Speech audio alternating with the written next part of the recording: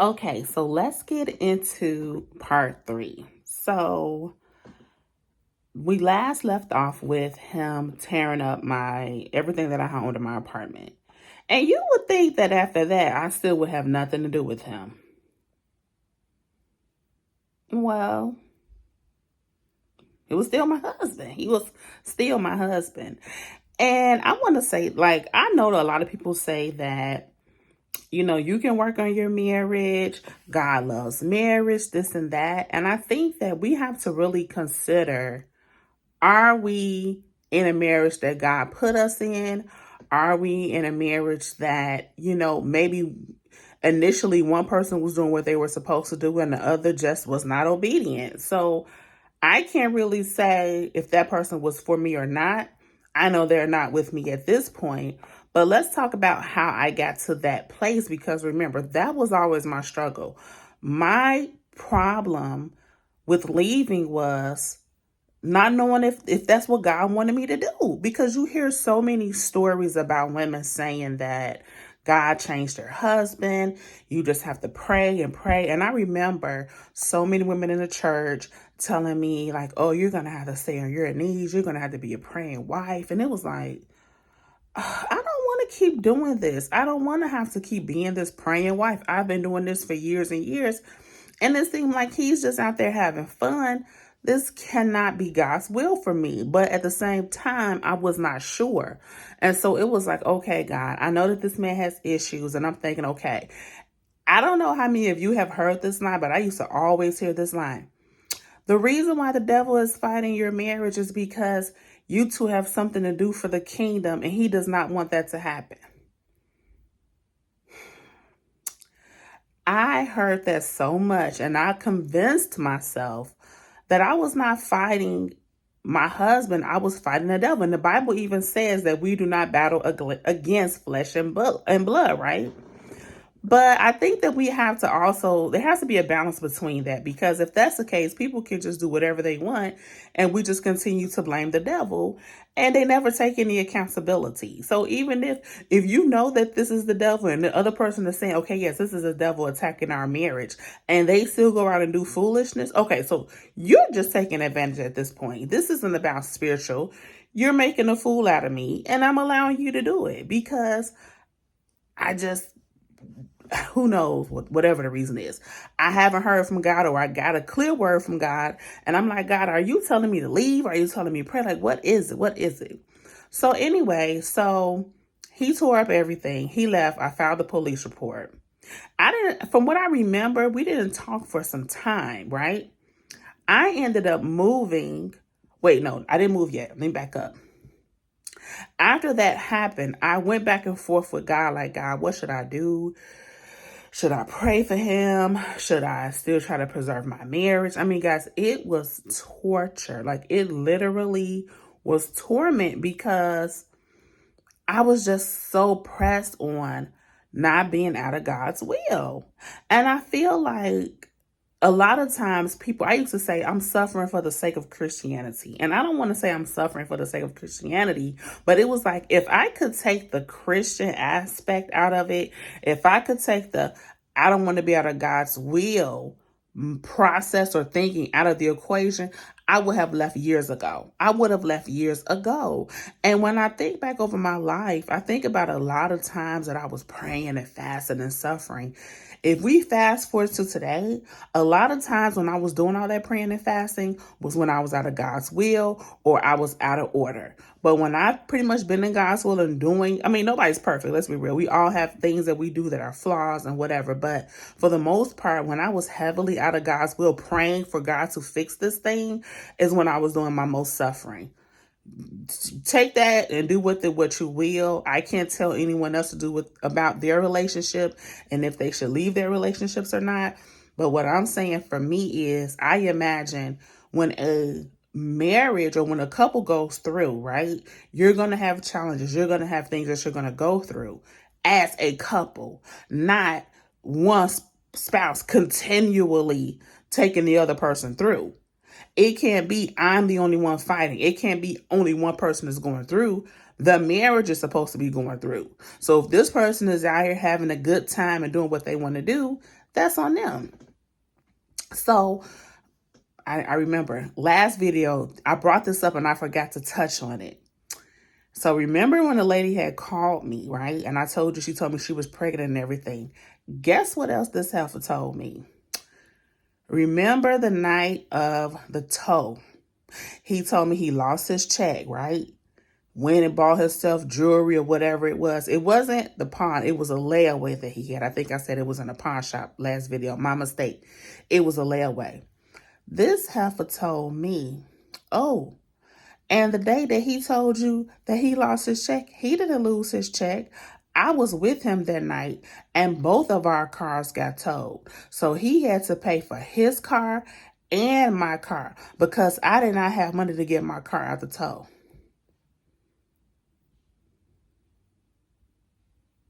I'm still here. I just had to take a moment of silence for this. This man took money out of the household where he had kids to pay for his mistress' car to get out of the tow. And probably people are thinking like, oh, no, that wasn't his mistress. That was his woman. He loved her. No, he did not. No, he did not. And I'm going to tell you why. When he and I got divorced, you would think that they would have been together. And I'm pretty sure she thought that as well. He did not get with her. Matter of fact, I don't even think that they got into a serious relationship. He did end up remarrying somebody else. She was stuck with that baby and he moved on. So if you're messing with a married man, waiting on him to leave his wife so you can be together, I'm not saying it doesn't happen, but most often than not, they are not waiting to leave their wife to be with you. If they really want to be with you, they would. And that was another thing. Like when I kept questioning and asking God, like, should I be with this person? Should I leave them? Like my close friends at this point, they had enough. They're like, look, I'm not about to keep pacifying you. I'm not about to keep taking up and being your rescue because you want to keep going back. If you want to go back, that's on you. But I'm not getting involved. I remember my best friend had to let me and a girl stay with her. One time he and I had a falling out. And I'm crying on her shoulder. She made herself uncomfortable to take us in. And I want to say maybe a day or two later, he called me and asked, can we go to church? Of course I'm going to go to church with my husband. We're trying to save our marriage, right? So we go to church. We having a good time. We go to dinner. And I remember when she came home, she was like, how was your day? I was like, oh, it was so good. Me and so-and-so went to church and we're thinking about, just trying to figure things out. And so she was like, oh, so what time are you leaving? And I'm like, what do you mean? She was like, yeah. What time are you leaving? Because I've made myself uncomfortable. And she had I don't know if they were engaged or married, but her man lived there. She was pregnant. She was like, yes, we opened our home up to you and the girls as a means to provide an escape and an option for you to make a plan to get yourself away from the situation, not for you to keep going back into it. So if that's what you're going to do, then you could just leave tonight. I'm like, oh, excuse me? Excuse me? Like, you don't want me to work out things with my husband? But people need to realize, just because you want to keep giving someone a chance, that does not mean your friends and family want to keep giving these people chances. That is your choice. And you're emotionally tied to the situation so they can see the situation for what it really is. It's you that is blinded by love. It's you that just does not want to see your relationship for what it really is. And you continue to be gullible. You continue to be naive because you just don't want to believe that the idea that you've created of this person or this good side that you've seen of this person does not exist or is not who they truly are. But other people are fed up because when you go through things, it's nothing wrong with your friends being there for you. And they will, if they're a good friend, they will be there for you. But it's the repetitiveness. It's the cycle. Nobody wants to keep bandaging you up, being your nurse for you to keep going back to the pain. If you're going to do that on your own dime and time.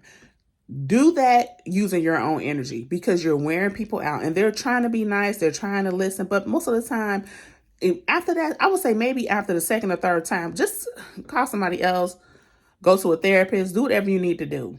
But you can't not get mad at your friends and family because they don't want to sit and watch you continuously put yourself in these positions, right? So what I do, I call him. This is the episode, y'all. I'm taking a break, so I don't want y'all to think this is the I don't want you to think this is the progress of what happened. I'm just giving you a flashback.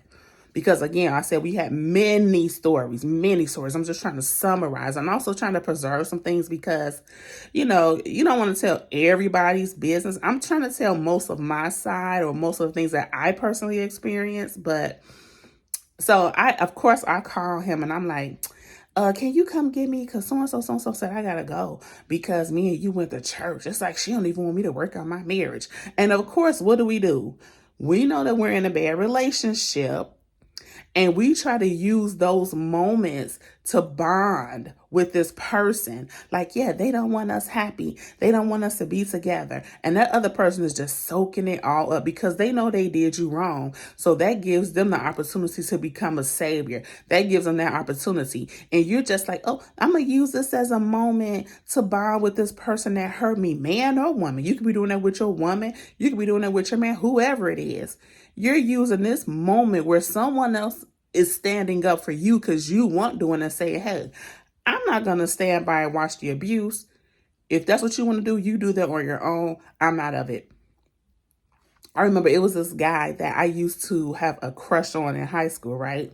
And he would come see me sometimes and I'd be like, oh, I just wish I could have 24 hours with you, this and that. And he was like, 24 hours? I'm not giving you 24 hours of my day and investing my time and energy for you to just go back to your husband. All he does is say a few words and you're running back. And to this day, I don't even know if he realized how those words stuck in my head. Because when he said it, it was like, dang, is that all it takes? Am I just listening to what this man is telling me? He's not putting forth any effort. He has not put in any work to show me that he deserves another chance. And I just go off what he says and take him back. Am I that stupid? And it was just like, people were getting tired of my SHIT. That's just the bottom line. People were getting tired of our SHIT because it was him and I that were contaminating friends and families with the drama that he was bringing and that I was accepting. And then I remember I had my friend that I work with. She's still my great friend to this day. And she told me, when you're a good woman, that man is never going to stop trying to get back with you. He won't stop until you stop. As long as you are willing to take him back, he is going to keep taking him back. Because my thought was, okay, well, if my husband is trying to get back with me, why would I stop trying to work on the marriage? Why would I just throw this away? And y'all, it just took a lot of just being real with myself, right? So like I said, after that incident, I'm praying, I'm fasting, I'm asking God, like, God, what do I do? What do I do with this situation? One day I go to church and I hear it clear as day. Y'all, I'm so emotional. And you could feel, when I got to church, you could feel that the Holy Ghost was high. The Spirit was so high. When I walked into praise and worship, the pastor was just doing like a praise session. It was just like, you know how sometimes you just have like a praise break? It was a praise break. I'm walking in church and I'm trying to find my seat. I hear clear as day, so-and-so is your childish thing. And I was like, what? That day, the pastor preached that exact verse about putting away childish things. When you were a child, you think of a child, but when you become older, you put away childish things. And guys, that was the moment that I believe that God told me, it's time to be done with this. Put this away. Put this childish thing away. You're growing. I'm taking you to another place. It's time to let this go. And when that happened, I went and I finally filed for divorce. Now, by this time, he had moved out of state, right? Moved out of state, was kind of like in and out of the kid's life. But so many, y'all, it's so much. I don't know if I want to break down every story. I might have to come back and forth and give you like little tidbits here and there, but it's so much that transpired. And I wish I could say, okay, I filed for divorce and we were divorced in 2 weeks. No, it was not. So much had happened. We still ended up messing around a little bit. Yes, he tore my things up. Yes, he bleached my clothes. He did all those things. And I still fell into this, I don't know what it was, y'all. Stronghold.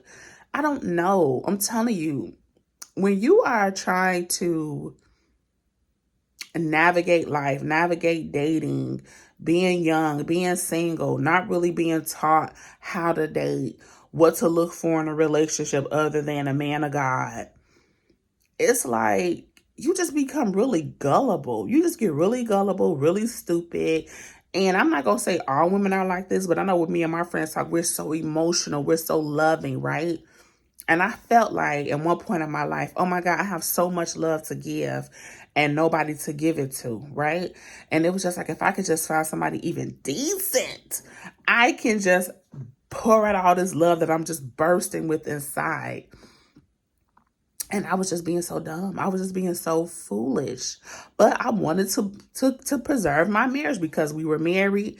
And that's just what I believe we were supposed to do, right? So I get the word. This person is a childish thing.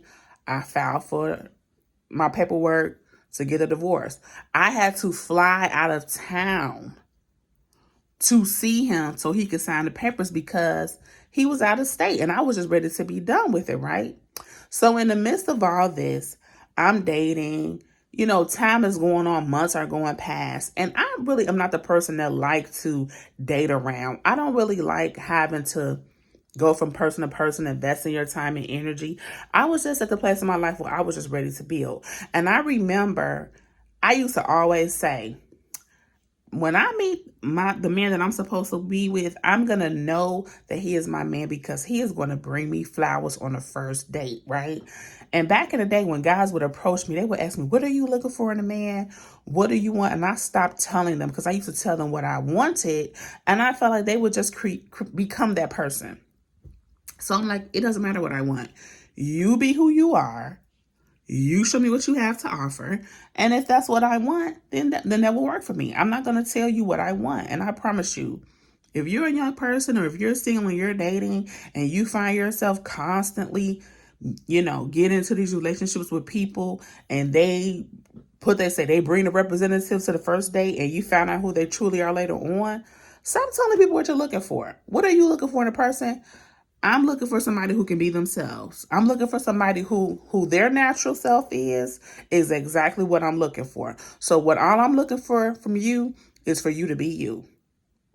And I hope that person can be who they are, because we spend too much time trying to change people, too much time trying to correct them. If they could get this degree, if they could lose 50 pounds, if who they naturally are, without you constantly badgering them, without you constantly telling them, hey, take me out, spend time with your kids, get your degree, get a better job. Look, everybody is grown. And we're not trying to parent people that we're looking to build and be in a relationship with.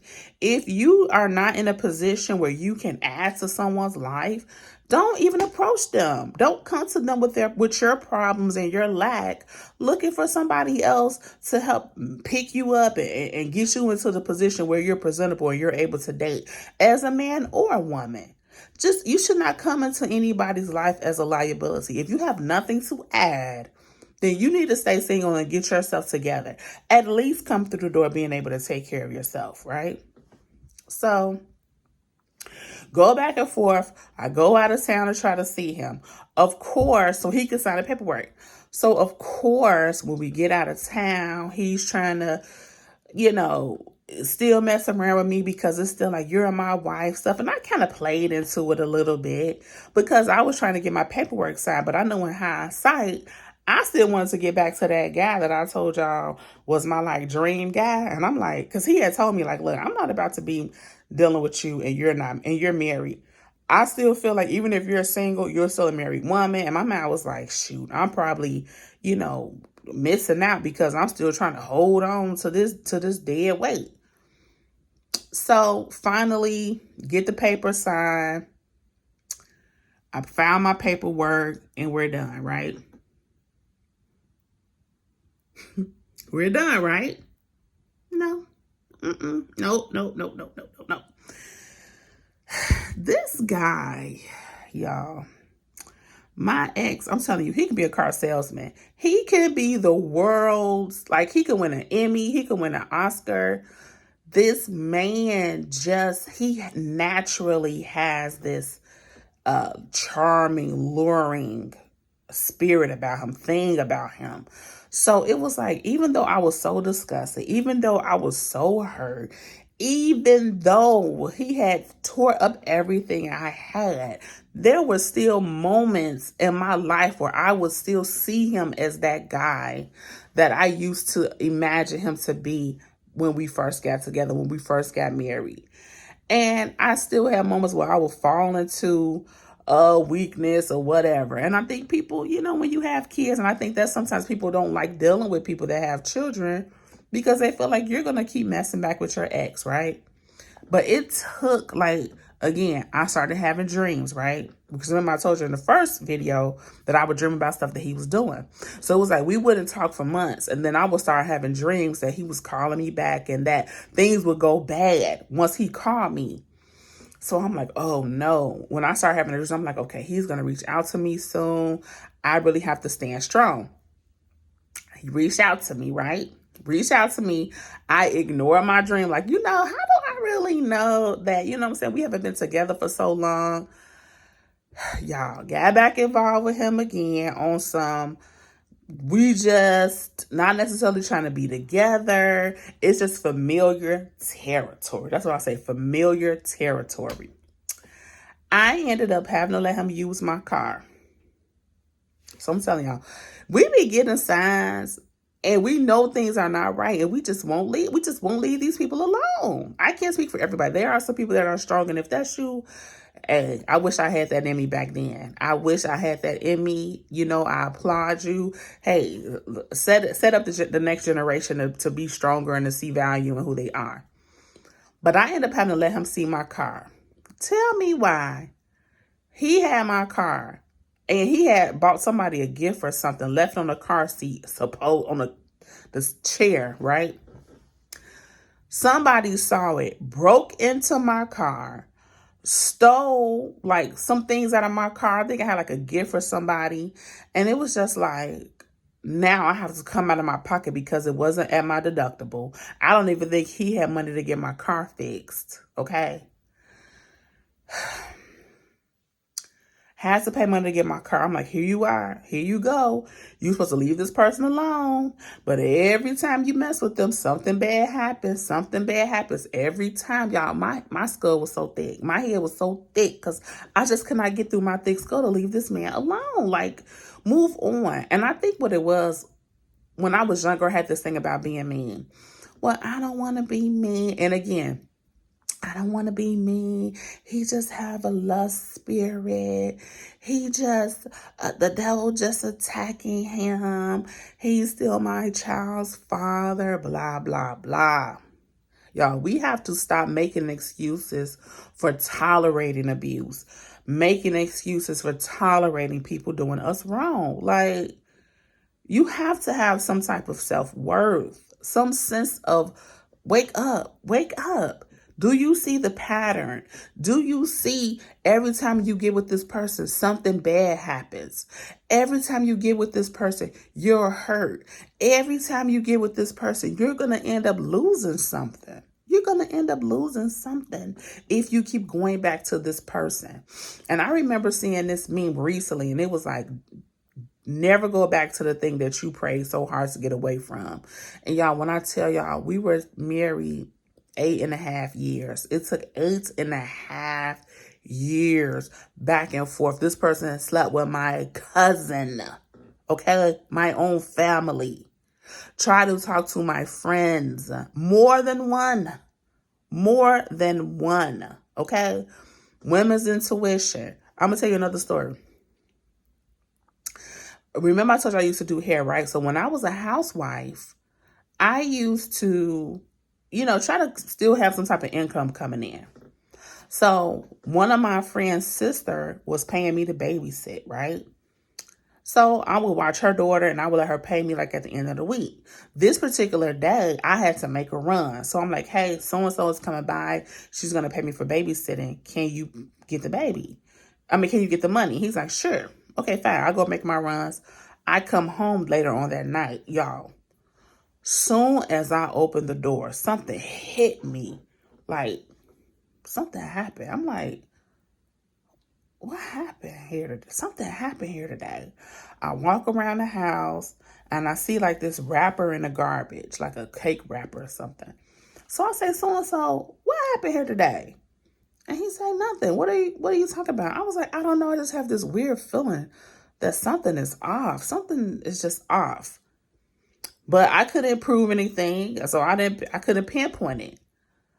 Tell me why. I want to say it was either that night or the next morning. My friend calls me like, let me tell you what your trifling husband did.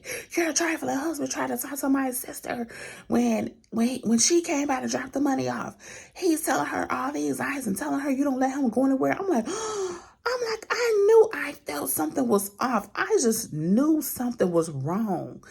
And it's like we will get these feelings like deep in our gut, even though we try to play it cool. We try to act like, maybe I'm overthinking. I don't want to rock the boat because we're on good terms. We're finally having a good day.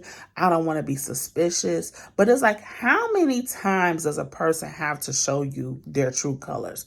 How many times do you have to get hurt by this person? And I like I said, I know so many people talk about, fight for your marriage, this and that. But it can't just be one person fighting.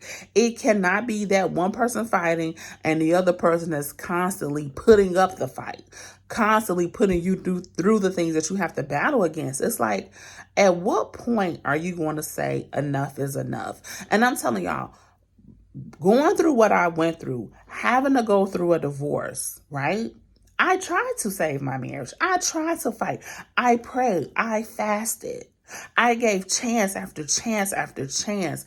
I can say with confidence, I was okay to move on because I know that I did all that I could do.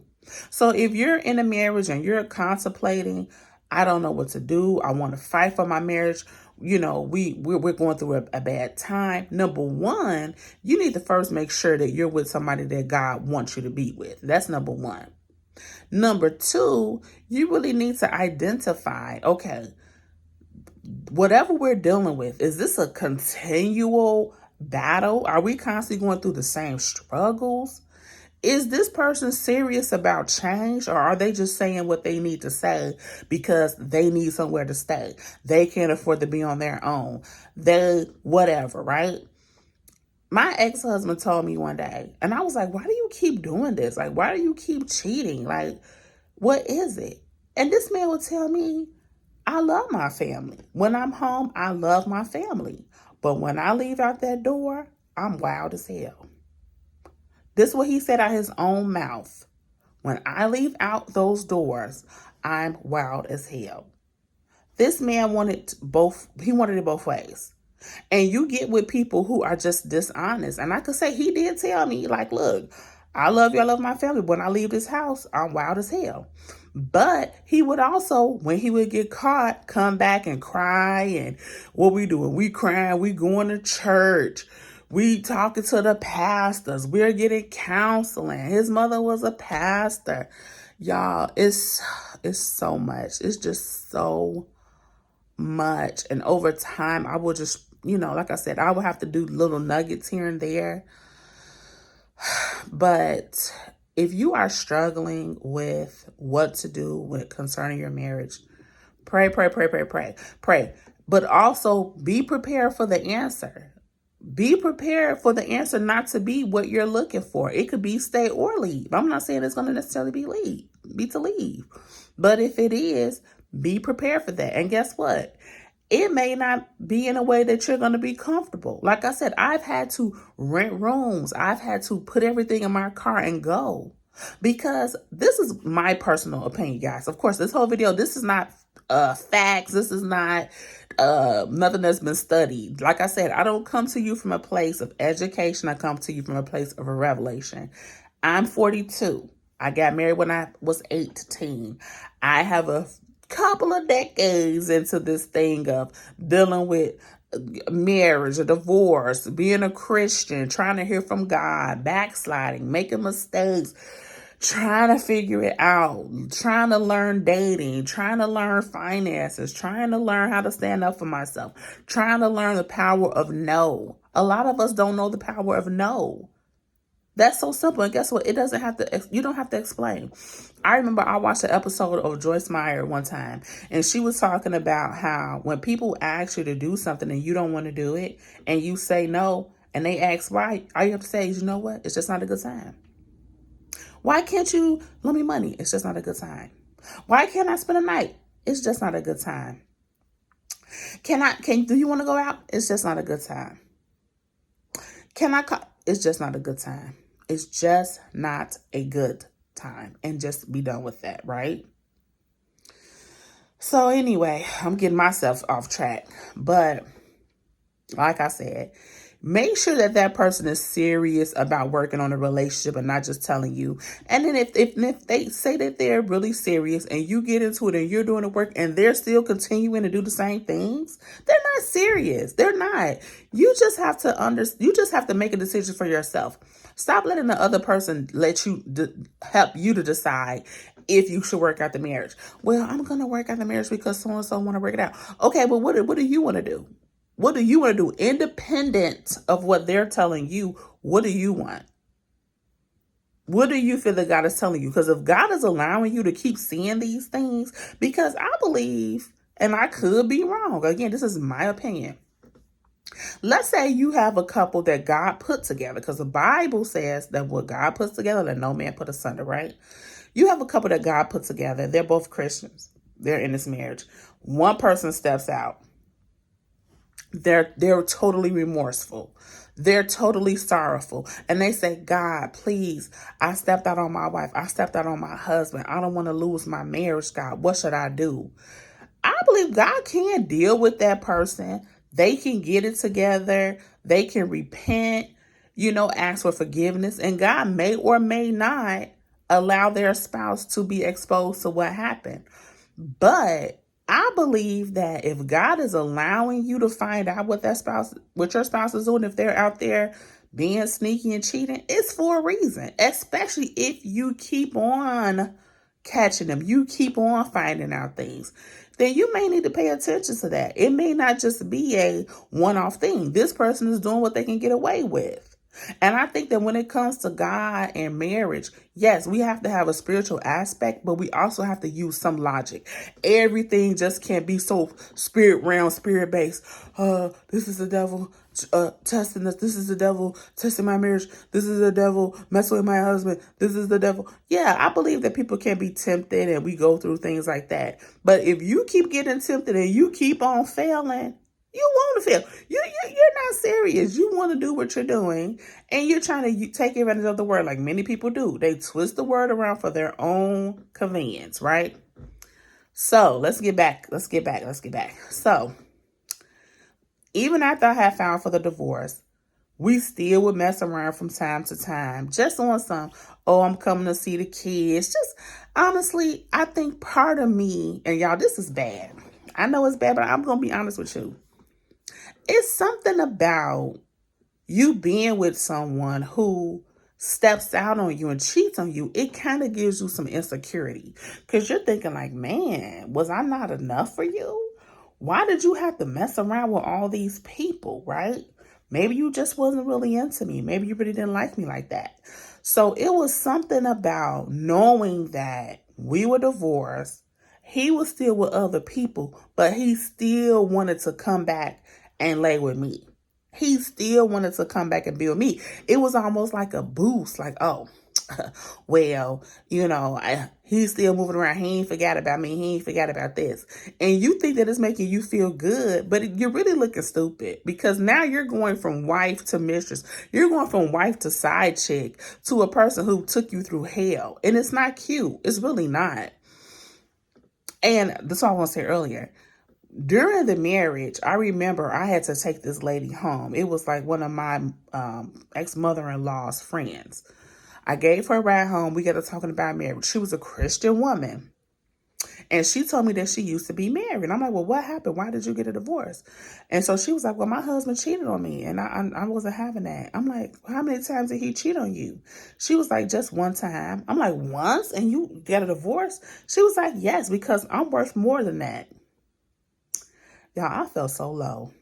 I felt so low because I'm like, oh my God, this man had cheated on me 21 times. And here I am still praying. Here I am still fasting, looking so much older than my age.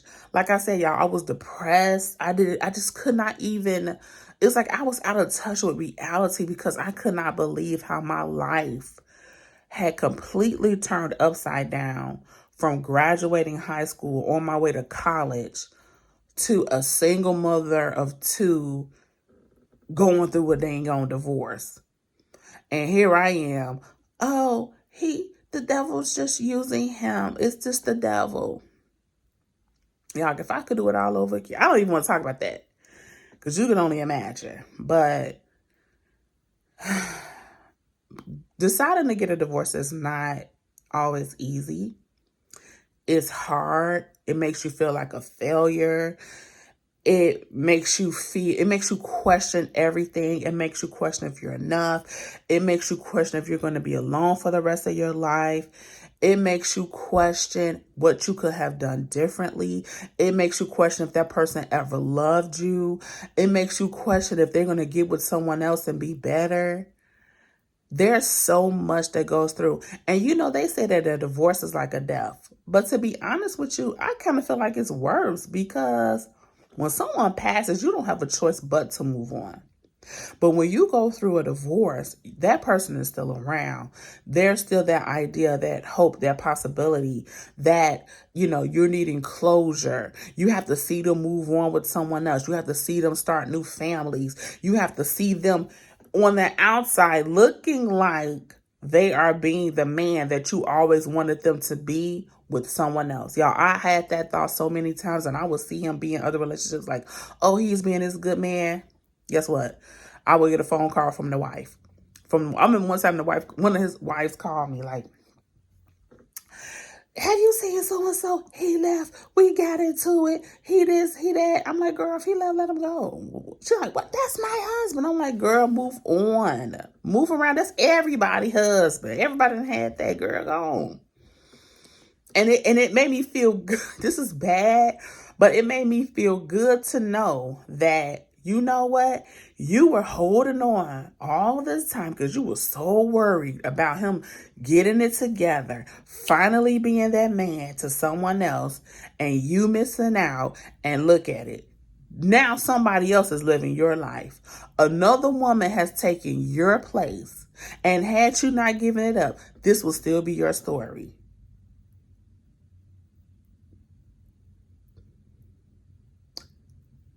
Listen, I'm like I said, what I say is not facts. What I say has not been proven. This is just my experience, my revelation from going through.